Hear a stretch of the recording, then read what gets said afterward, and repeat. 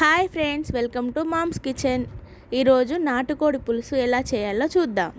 KG chicken తీసుకొని శుభ్రంగా కడిగి పెట్టుకున్నాను. ఇప్పుడు గ్రేవీ కోసం ఒక ఉల్లిపాయ, 2 టమాటాలు కట్ చేసి పెట్టుకుందాం. ప్యాన్ పెట్టుకొని అందులో ఆయిల్ వేసుకొని ఉల్లిపాయలు, టమాటా వేసి వేపుకుందాం. ఇప్పుడు కొద్దిగా ధనియాలు, కాజు, ఈ వీడియోలో చూపించిన మసాలా దినుసులు వేసుకుందాం. ఇప్పుడు చల్లారిన తర్వాత మిక్సీ జార్లో వేసుకొని మెత్తని పేస్ట్లా చేసుకొని పక్కన పెట్టుకుందాం.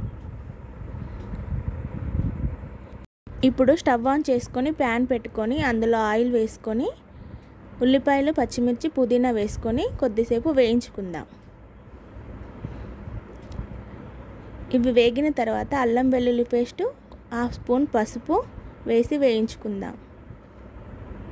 ఇప్పుడు ముందుగా తయారు చేసి పెట్టుకున్న గ్రేవీని కూడా వేసుకొని కలుపుకుందాం, ఆయిల్ పైకి వచ్చేంత వరకు.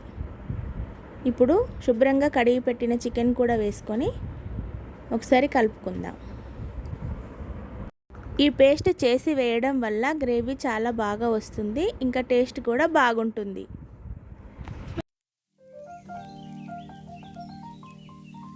ఇప్పుడు చికెన్ని హై ఫ్లేమ్లో పెట్టి 5 మినిట్స్ కలుపుకుందాం.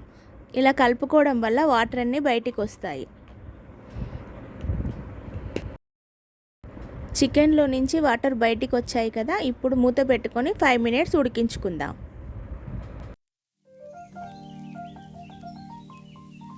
వాటర్ దగ్గర పడ్డాయి కదా, ఇప్పుడు ఇందులోకి 2 స్పూన్ల కారం, 1 స్పూన్ సాల్ట్ వేసుకొని కలుపుకుందాం.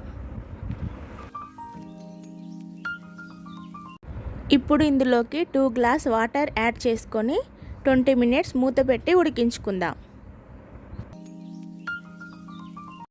20 మినిట్స్ తర్వాత గ్రేవీ దగ్గర పడింది, పీస్ కూడా చాలా బాగా ఉడికింది. ఇప్పుడు ఇందులోకి 1/2 స్పూన్ గరం మసాలా, కొత్తిమీర వేసుకొని కలుపుకొని మూత పెట్టుకుందాం. స్టవ్ ఆఫ్ చేసుకుందాం. అదిరిపోయే నాటుకోడి పులుసు రెడీ. చాలా బాగుంటుంది, తప్పకుండా ట్రై చేయండి. Like, share and subscribe.